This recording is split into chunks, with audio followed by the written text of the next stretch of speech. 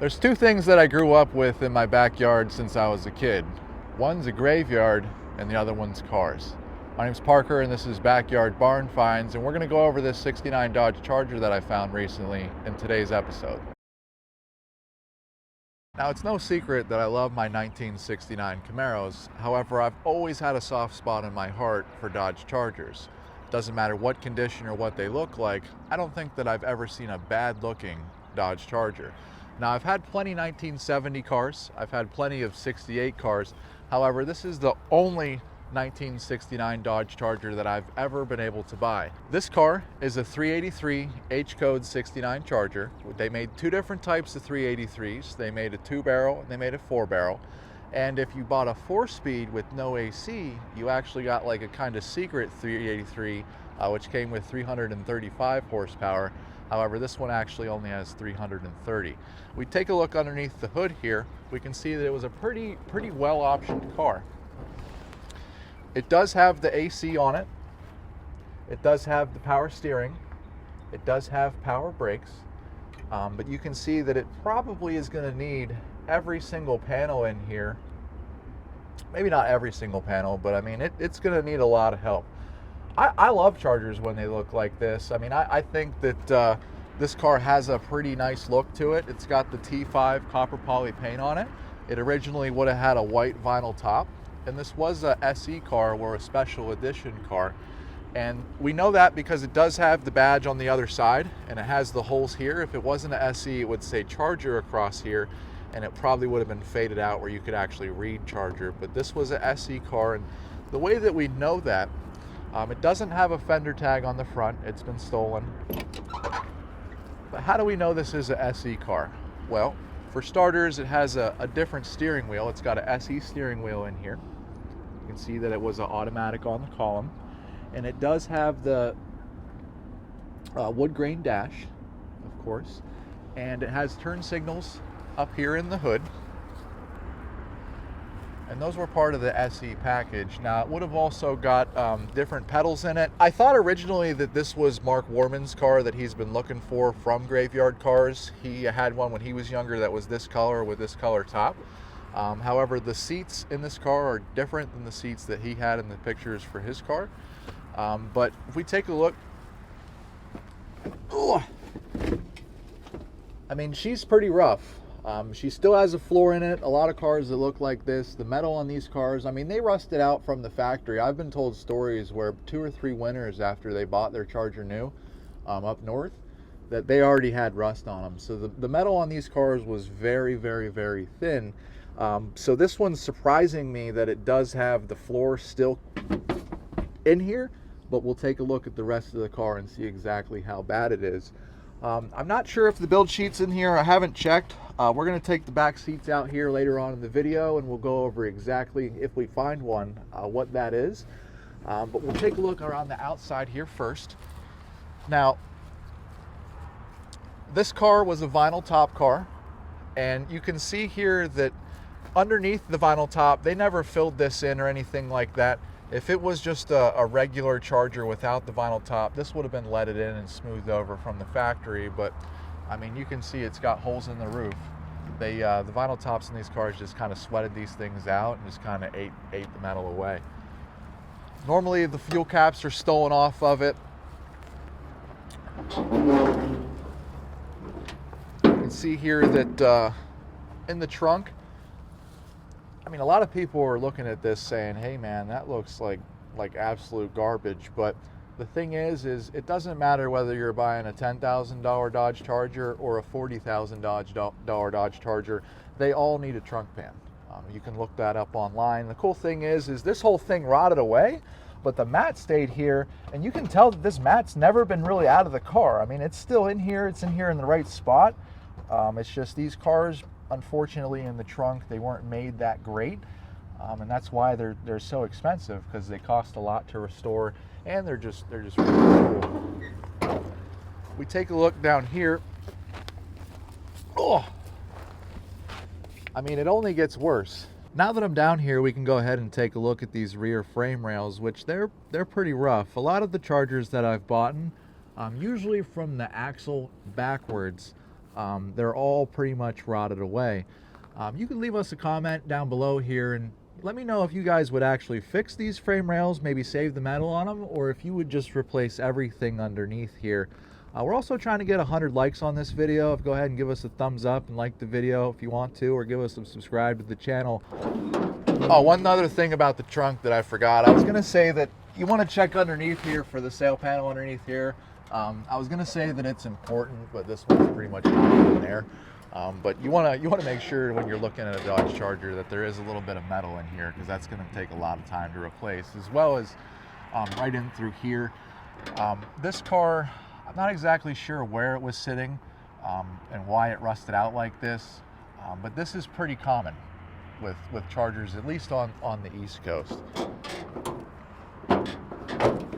What I'm going to do is, I don't know if the build sheet's in this car or not. I hope it is, but my favorite thing in the entire world is like just taking these cars and figuring out and finding out what's inside of them. One time I bought a 70 Charger. It was a 318 triple green car, and I found a diamond ring underneath the back seat. I don't think that's going to happen here today, but I mean, you never know. Probably going to open the other side. That way I can get all the air out of here, because this stuff's probably cancerous. Oh.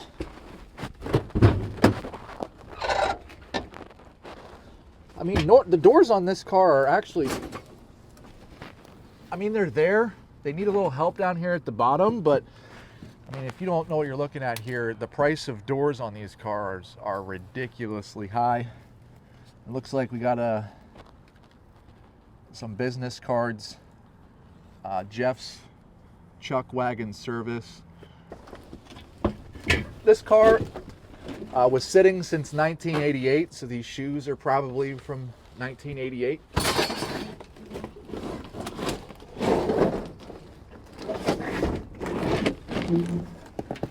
There's a little piece of trim. I don't know if that's front window or back window, but the trim on these cars is very hard to find, very expensive, so we want to save that. Doesn't really look like we have anything too valuable back here. Just a bunch of rust, seat belts. Guess this is an A-Track Alice Cooper.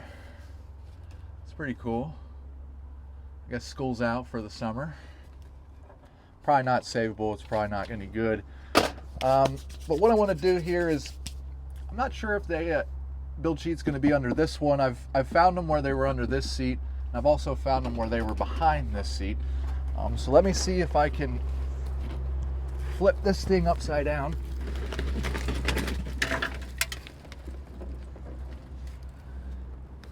And no luck. We didn't find a build sheet under there.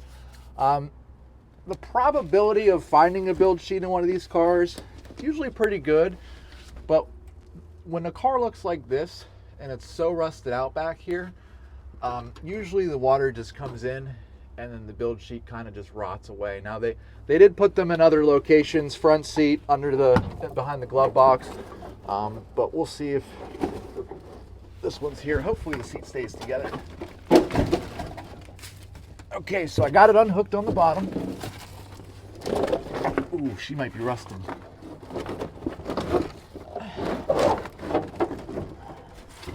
Mission success on that side. Oh, mission success right there too. Now, getting it out of here.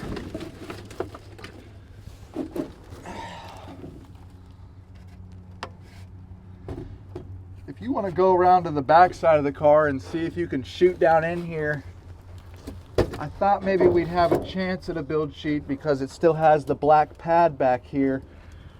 But if my camera guy can shoot the camera down in here, we can see that, yeah, it's not looking like there's one back here. That's okay. That's okay. The build sheet wouldn't have really added any value to this car, because it does have the H code on the VIN. It's not a 440, it's not a Hemi or anything like that, but it's definitely, in my community, it's kind of like bragging rights that your car just had it instead of you bought one that didn't have it.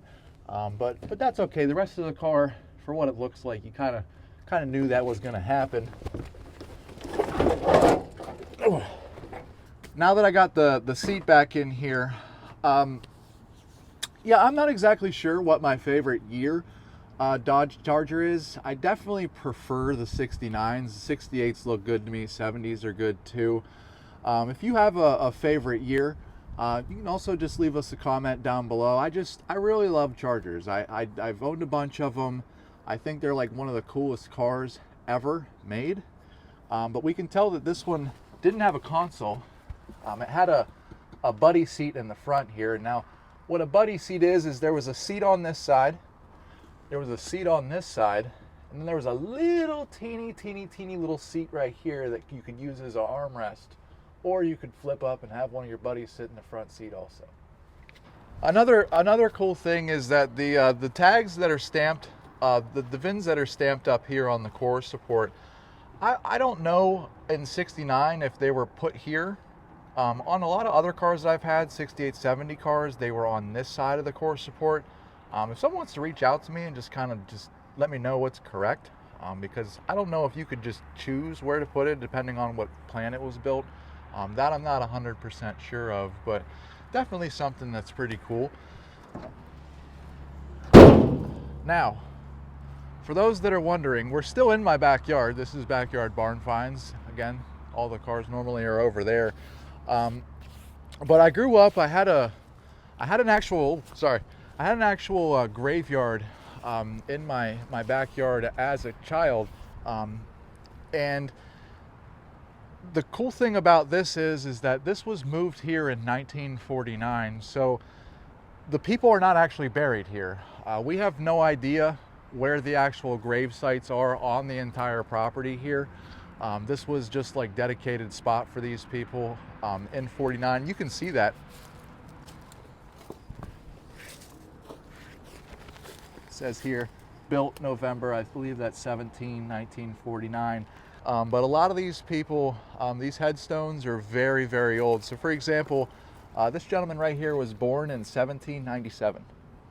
So he was, the United States was only 20 years old when this person was born. And for example, this guy, he died in 1826.